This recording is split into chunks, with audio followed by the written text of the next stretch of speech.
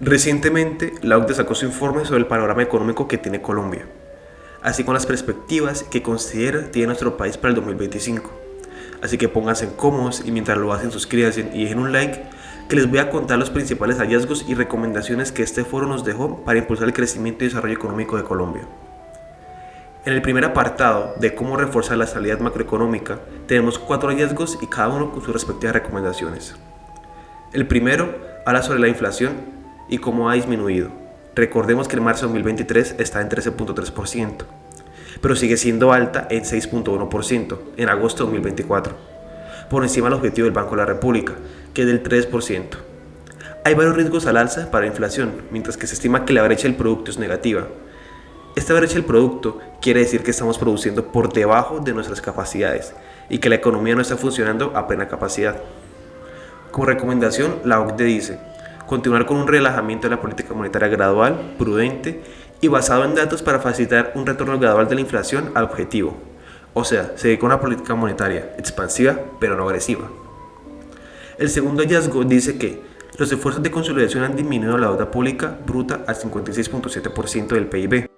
Desde los máximos de la pandemia y la consolidación planificada, es prudente y equilibrada la necesidad de reducir la deuda, el bajo crecimiento y la alta inflación.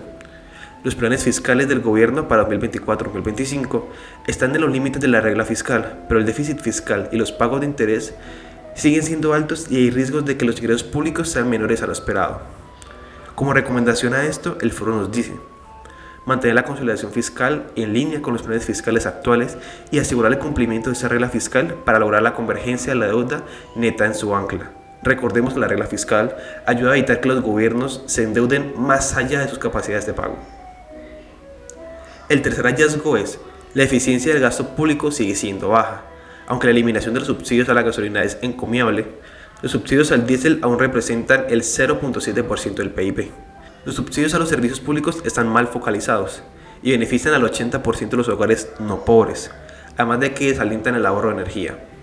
Se nos da como recomendación realizar revisiones sistemáticas y reguladoras del gasto público y reducir las ineficiencias del gasto, incluyendo la reducción gradual y eliminación de los subsidios al diésel, electricidad y gas, y mejorar la focalización del gasto social.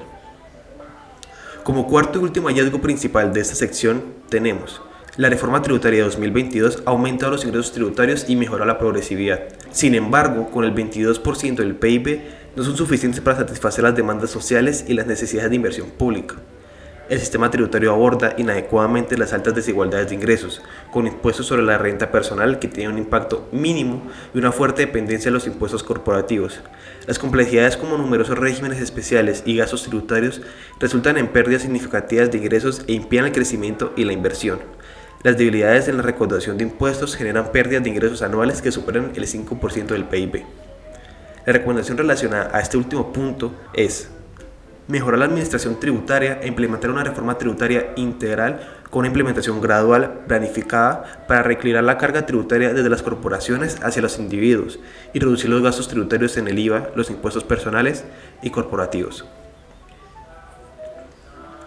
El segundo apartado de este informe habla sobre impulsar la productividad de las regiones colombianas y cuenta con 6 hallazgos.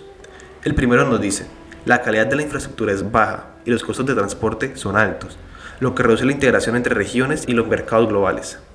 Su recomendación respectiva es: mejorar la interconectividad de puertos, transporte fluvial, vial y ferroviario. El segundo hallazgo va así: la productividad es baja y está estancada y las brechas de productividad entre regiones grandes. La formalidad empresarial es alta. Las regulaciones sobre los mercados de productos y las barreras administrativas restringen la entrada de empresas formales, aunque se han introducido ventanillas únicas empresariales virtuales en las ciudades más grandes. Su recomendación es la siguiente: reducir los costos de hacer negocios formalmente, especialmente para las pequeñas empresas, ampliando las ventanillas únicas que integran completamente los procedimientos nacionales y subnacionales. El tercer hallazgo nos dice: la proporción de jóvenes en Colombia que no están en educación, empleo o formación, conocidos como jóvenes ninis, es una de las más altas en la OCDE, con grandes diferencias regionales, aunque el rendimiento de los estudiantes de formación profesional es relativamente bueno.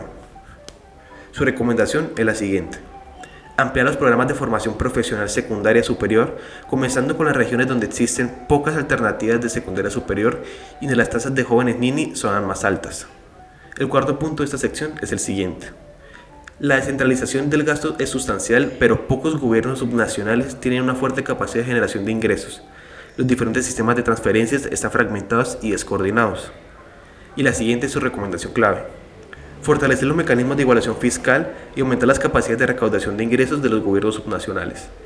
El quinto hallazgo de este apartado es el siguiente. La corrupción reduce el atractivo del entorno empresarial y afecta la capacidad del Estado para proporcionar infraestructura y servicios de alta calidad para todos los ciudadanos. La corrupción afecta especialmente a las regiones más pobres y rurales. Y su recomendación clave es combatir la corrupción mediante un refuerzo de la aplicación de las regulaciones sobre la financiación privada de campañas políticas, el fortalecimiento de la protección de la sociedad civil y la implementación de normas para la divulgación de los beneficiarios finales de las transacciones financieras. El último y sexto hallazgo de este apartado habla acerca de la redistribución de tierras. El acuerdo de paz proporciona oportunidades para avanzar en el desarrollo rural, especialmente en áreas afectadas por el conflicto, y sienta las bases para una reforma rural integral. Solo el 1% de las restituciones de tierras planificadas se han llevado a cabo en 2017, principalmente debido a recursos insuficientes. Y esta es su recomendación respectiva: asignar recursos adecuados para implementar el acuerdo de paz, incluida la reforma rural. El siguiente apartado de este informe habla acerca de reducir la desigualdad y la pobreza en el país. Este es su primer hallazgo. Alrededor del 56% de los trabajadores están en empleos informales y muchos son mujeres. Esto los priva del acceso a muchos beneficios de seguridad social y protección laboral, mientras reduce la productividad y los ingresos tributarios. La recomendación que se nos da es implementar una estrategia integral para reducir la informalidad, incluyendo mejores habilidades, fortalecimiento de la aplicación de las leyes laborales y tributarias, reducir la carga tributaria y regulatoria para las empresas y disminuir la contribución a la seguridad social para los trabajadores de bajos ingresos. El segundo hallazgo de este apartado es: Colombia enfrenta significativas disparidades educativas que dependen del estatus socioeconómico y la educación geográfica de las personas. Las tasas de deserción escolar en la educación secundaria son altas. Esa es su recomendación respectiva. Identificar a los estudiantes que necesitan apoyo, establecer un sistema para apoyar a aquellos en riesgo de abandonar el sistema educativo y proporcionarles tutoría personalizada. El último y tercer hallazgo es el siguiente. El acceso a educación temprana y cuidado infantil ha mejorado, pero el 20% de los niños de 3 a 5 años y el 70% de los de 0 a 2 años no están inscritos, lo que dificulta la participación de las mujeres en el mercado laboral.